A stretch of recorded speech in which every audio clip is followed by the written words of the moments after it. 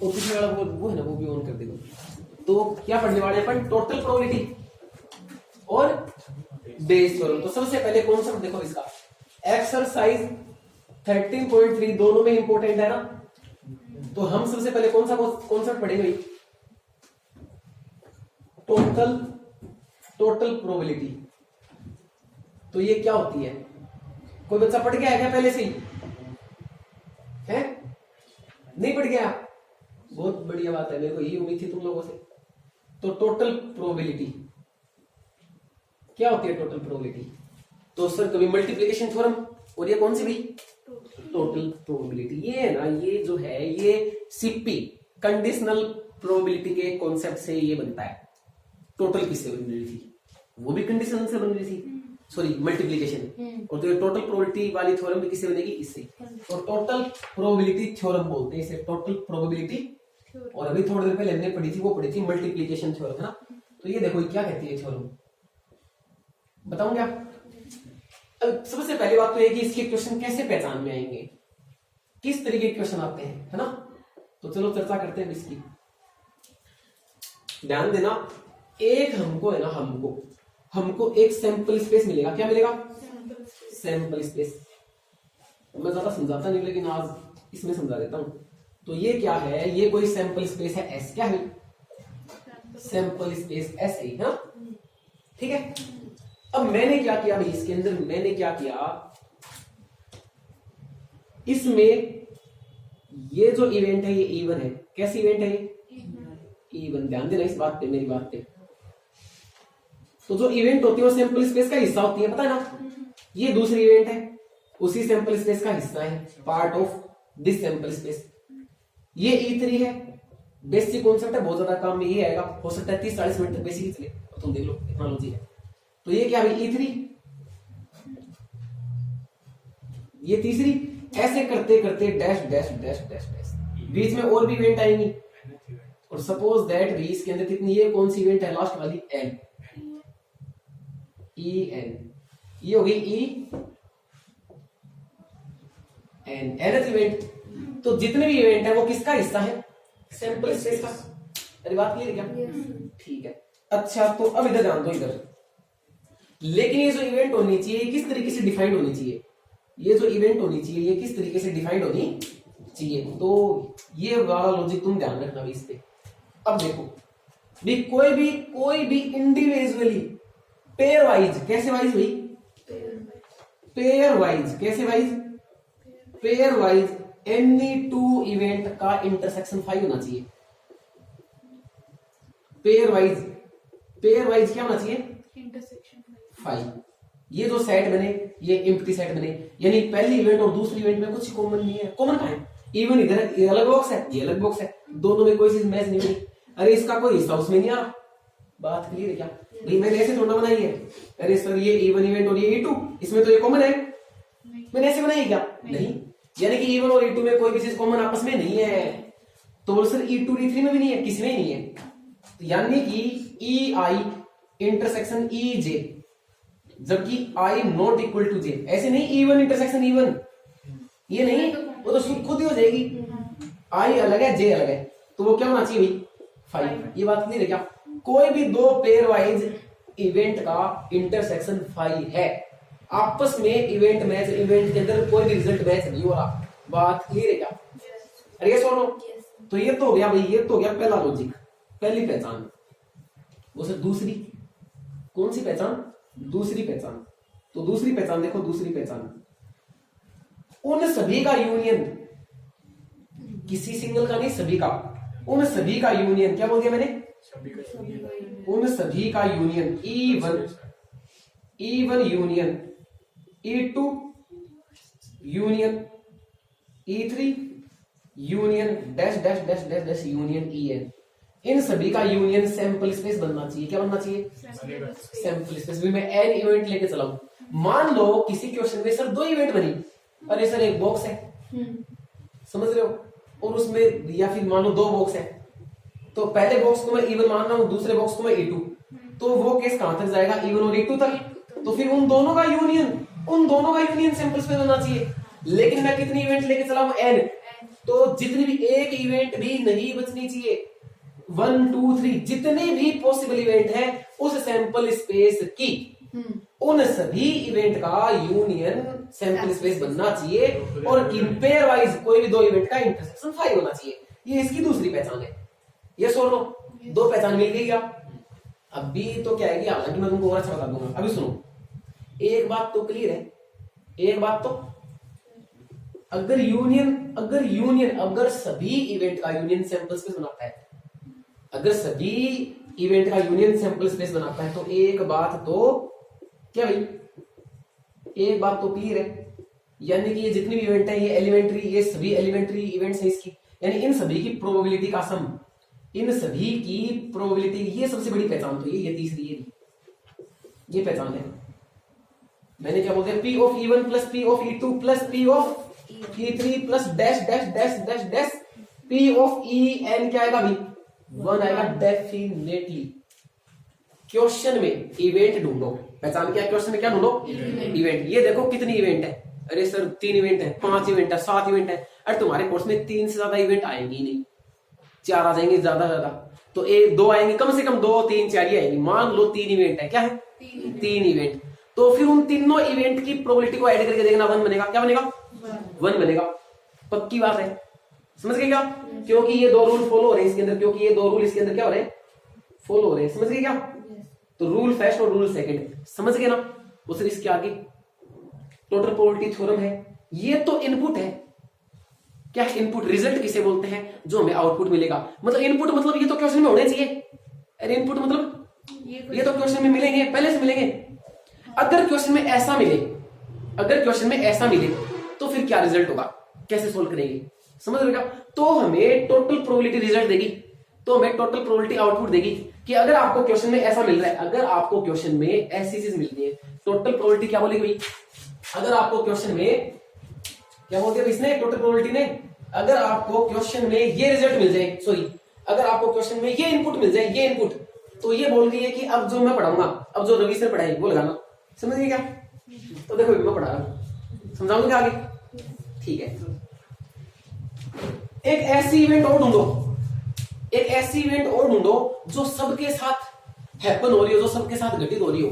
देखो ये लॉजिक, ऐसी इवेंट मिलेगी, एक ऐसी इवेंट, एक ये इंपॉर्टेंट है, इंपॉर्टेंट थोड़ा ऊपर लिख देता हूं फिर आएगा नहीं, है ना? तो इंपॉर्टेंट क्या लॉजिक अभी, एक ऐसी इवेंट, एक ऐसी इवेंट जो सबके साथ हैपन हो रही हो, जो सबके साथ घटित हो रही हो। मैं इंग्लिश में लिख दूंगा, जो सबके साथ क्या हो रही हो? घटित हो रही हो। उसे ऐसी कौन सी आएगी भाई? ये तो लॉजिक है। उसे E1 E2 E3 में से नहीं मिलेगी क्या? वो ना ना ना ना, E1 E2 E3 में से नहीं मिलेगी। वो एक ऐसी इवेंट इनके अलावा से ए, उसे ए बोल दो। क्या बोल दो? तो क्या ढूंढो भाई? एन इवेंट ए, एक ऐसी इवेंट ए मिलेगी, event A which happen with all event, एक ऐसी इवेंट जो सबके साथ हैपन हो रही है। कोई एग्जांपल दो। अरे रुको यार, चलो एग्जांपल दूं क्या? रुको तो एक मिनट।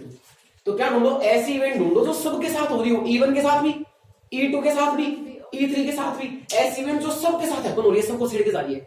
देखो अब मैं डायग्राम बना रहा हूं यहाँ पे, और सिंपल सी बात है, ए देखो, ए ये लो भाई, इस इवेंट को बोल दो ए। क्या बोल दो? क्या ये इवेंट सबको छेड़ रही है? क्या E1 के हाथ कबड्डी कबड्डी करके ये सबके साथ? अरे क्या इसने E1 को नहीं छेड़ा? छेड़ा है। क्या इसने E2 को नहीं छेड़ा? छेड़ा है। क्या इसने E3 को? सबको छेड़ा इसने। बात तो कहने का मेरा मतलब क्या है कि ये सबको छेड़ रही है। ऐसी इवेंट ढूंढो जो सबको छेड़ रही है, उसकी प्रोबेबिलिटी निकालना ही टोटल प्रोबेबिलिटी है। तो ए के हैपन होने की टोटल प्रोबेबिलिटी, मतलब यह हवा उनकी यह निकालनी है। तो हमें क्या फाइंड करने पड़ेगा? P ऑफ ए। क्या फाइंड करना पड़ेगा? इसका मतलब है हम ढूंढना चाहते हैं टोटल प्रोबेबिलिटी ऑफ ए। क्यों? कभी ये ए के साथ हो रही है, कभी ये E1 के साथ हो रही है, कभी ये E2 के साथ हो रही है, कभी ये E3 के साथ हो रही है, कभी ये EN के साथ हो रही है। मैं ढूंढूंगा ये किस के साथ हो रही है। मैं क्या ढूंढूंगा? ये टोटल किसके साथ हो गया, कितने जनों को छेड़ के आई ये? अरे बात क्लियर है क्या? ज्यादा नहीं इधर जाती है, फ्लो बना दो तो बीच में मेरे को सियासत की तुम्हारा तो ठीक है, फिर मेरे से नहीं रुका जाएगा, ठीक है क्या? अरे बात क्लियर है क्या? ऐसी इवेंट ढूंढो, मैं बीच में थोड़ा सा एक वीडियो हाईलाइट कर नहीं सकता, पूरा कॉन्सेप्ट ही पढ़ाऊंगा ना, तो इधर ध्यान दो भाई, डायग्राम से समझ में आ रहा है क्या? अरे यस और नो?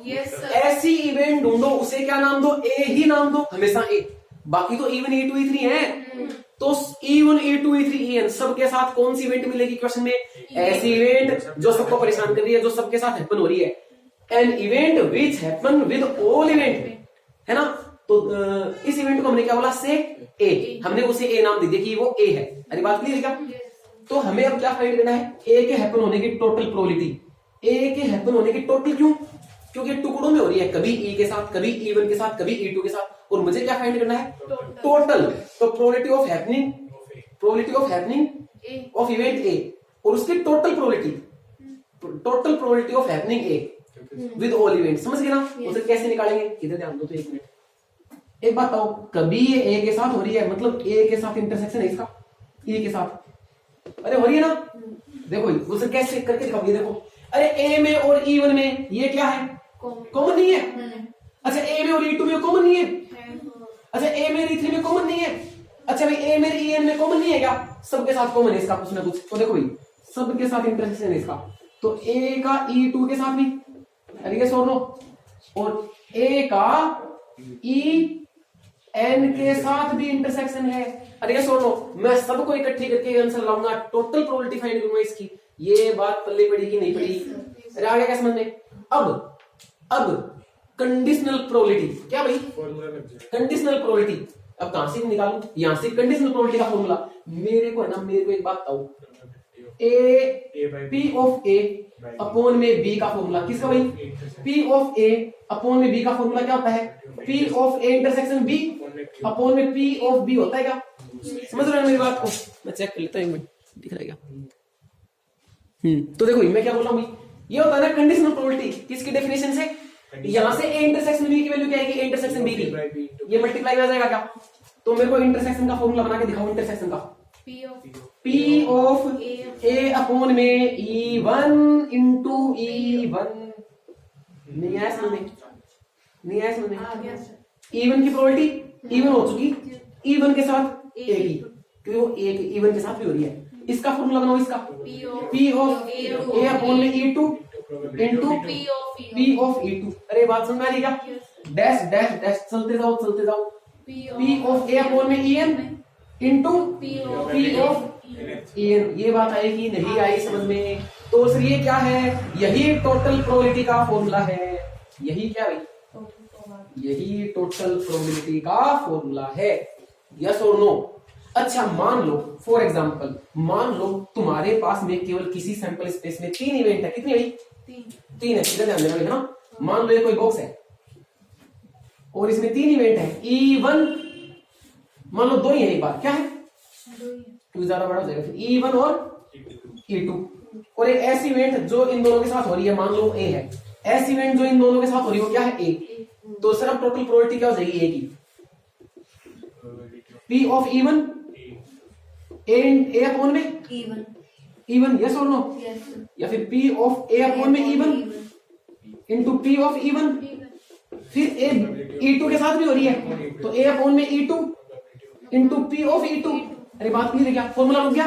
अरे इसके अंदर टोटल 2 ही थी, E1 और E2, तो 2 पे जाके रुक गया, 3 होंगे तो 3 पे जाके रुकेगा। तो इसी फॉर्मूले को क्या बोलते हैं? ए की टोटल प्रोबेबिलिटी। अरे बात आई समझ में? तो ये जो कॉन्सेप्ट है, ये टोटल प्रोबेबिलिटी थ्योरम है क्या भाई? ये देख लो। अरे बात आई समझ में? तो फाइनली इतनी बात समझ में आ गई कैसे बच्चों के? आगे तो भाई ठीक है, ठीक है। तो ये होगी टोटल प्रोबेबिलिटी। अब अपन पढ़ेंगे बेस थ्योरम। क्या पढ़ेंगे? और अगर ये आ गई, इसी से बेस थ्योरम बनेगी, है ना? तो ऐसा कोई क्वेश्चन मिले जिसके अंदर तुम देख लेना जो सबके साथ हो रही हो, समझ रहे हो? अच्छा कोई एग्जांपल दूं क्या? अरे एग्जांपल दूं क्या? देखो एक एग्जांपल देता हूं। मान लो कि भाई किसी क्लास के अंदर 40% लड़कियों, छोड़ो, 40% लड़कियों के पास मैथ है, 40% लड़कियों के पास मैथ है, और 60% लड़कों के पास मैथ है। अरे लड़कों का 60, क्लास का 60 नहीं, लड़के अपने आप में 100% है। उन लड़कों के 60% के पास मैथ है। लड़कियां अपने आप में 100 है, उन लड़कियों के 40% के पास मैथ है। ये माना जाए कि क्लास में लड़के और लड़कियां इक्वल है, लड़के और लड़कियां इक्वल है, लड़के और लड़कियां इक्वल है। तो लड़कियां इक्वल है तो मान लो E1 तो है लड़कियां, E1 तो है लड़कियां और E2 है लड़के, तो प्रोबेबिलिटी ऑफ E1 और E2 क्या है? हाफ। अरे इक्वल है, अरे लड़कियां और लड़के इक्वल है तो प्रोबेबिलिटी ऑफ E1 क्या है? हाफ। प्रोबेबिलिटी ऑफ E2 क्या है? हाफ। समझ रहे हो? लेकिन कौन सी इवेंट दोनों के साथ हो रही है? मैथ। मैंने क्या बोला? मैथ। मैंने क्या बोला क्वेश्चन में? 40% लड़कियों के पास मैथ है और 60% लड़कों के पास मैथ है। अरे सुनो, और लड़की और लड़कियां इक्वल है तो E1 लड़कियों की संख्या E2 लड़कों की, तो P of E1 P of E2 तो हाफ और हाफ, जोड़ लो 1 आएगा, यूनियन वाला लॉजिक। अच्छा, कौन सी इवेंट लड़के और लड़कियों दोनों के साथ हो रही है? मैथ लेना। अरे मैथ लड़कियां भी ले रही है और लड़के भी, तो मैथ जो इवेंट है वो लड़कियों के साथ भी हैपन हो रही है और लड़कों के साथ भी। लड़कियां मतलब E1 के साथ, लड़के मतलब E2 के साथ। तो ऐसी कोई इवेंट जो एक E1 के साथ भी हो रही है और E2 के साथ, वो इवेंट कौन सी मिली? मैथ लेना। तो मैथ जो है वो इवेंट लड़कियों के साथ भी लड़कों के साथ भी, मतलब E1 के साथ भी और E2 की। तो हमें इस क्वेश्चन में टोटल प्रोबेबिलिटी ऑफ मैथ निकालनी है। यहां से फॉर्मूला बनाया आ सकता है, कल इसके बारे में पढ़ते हैं, बड़े मजे आएंगे इसके अंदर, है ना? अच्छा क्वेश्चन है, नहीं है क्या तुम्हें मजे?